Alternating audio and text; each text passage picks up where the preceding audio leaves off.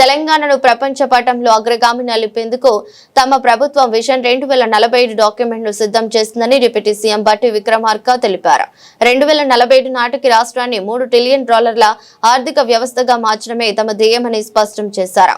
పారిశ్రామికీకరణతో భారీ స్థాయిలో ఉద్యోగ అవకాశాలు కల్పిస్తామని చెప్పారు. ముఖ్యమంత్రి రేవంత్ రెడ్డి పర్యవేక్షణలో పట్టణాల్లో మెరుగైన జీవన ప్రమాణాల కోసం ప్యూర్ క్యూర్ రేర్ మోడల్ ను అమలు చేస్తున్నామని వెల్లడించారు. ఈ విధానంతో పట్టణ ప్రాంతాల సమగ్ర అభివృద్ధి జవాబుదారీతనానికి తమ ప్రభుత్వం కట్టుబడి ఉందని పేర్కొన్నారు.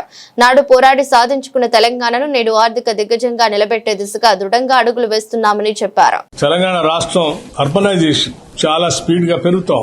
దీన్ని గమనించినటువంటి ముఖ్యంగా మున్సిపల్ అడ్మినిస్ట్రేషన్ చూస్తున్నటువంటి ముఖ్యమంత్రి రేవంత్ రెడ్డి గారు ఈ అర్బనైజేషన్ ర్యాపిడ్ గా జరుగుతున్నటువంటి అర్బనైజేషన్ ని పూర్తి స్థాయిలో కావాల్సిన సమతుల్యతతో కూడిన ఇన్ఫ్రాస్ట్రక్చర్ ను కూడా అభివృద్ధి చేయాలన్నటువంటి ఆలోచనతోనే cure pure and rare core urban region ఎకానమీగా ఒక ప్రాంతాన్ని, పెరి అర్బన్ రీజన్ ఎకానమీగా ఇంకొక ప్రాంతాన్ని, అగ్రికల్చర్ రూరల్ అగ్రికల్చర్ రీజన్ ఎకానమీగా రేర్ అంటే ఆగ్రో బేస్డ్ వ్యవసాయ ఆధారితమైనటువంటి పంటలతో కూడినటువంటి పారిశ్రామిక అభివృద్ధి ద్వారా ఆ ప్రాంతాన్ని కూడా అభివృద్ధి చేయడానికి 3 జోన్స్ గా ఈ రాష్ట్రాన్ని విభజించి 2047 కల్లా ఈ రాష్ట్రం $3 ట్రిలియన్ ఎకానమీతో అభివృద్ధి చెందటమే కాకుండా ప్రపంచంలోనే అత్యంత అభివృద్ధి చెందినటువంటి దేశాలతో పోటీ పడే స్థాయిలో తెలంగాణ రాష్ట్రాన్ని ముందుకు తీసుకొని పోవాలనే ఆలోచనతో ఈ ప్రణాళికలు తయారు చేసుకుని ముందుకు పోతున్నాం. దానికి సంబంధించిన గ్లోబల్ సమ్మిట్ విజన్ డాక్యుమెంట్ ను కూడా మనం ఇప్పటికే రిలీజ్ చేసుకున్నాం.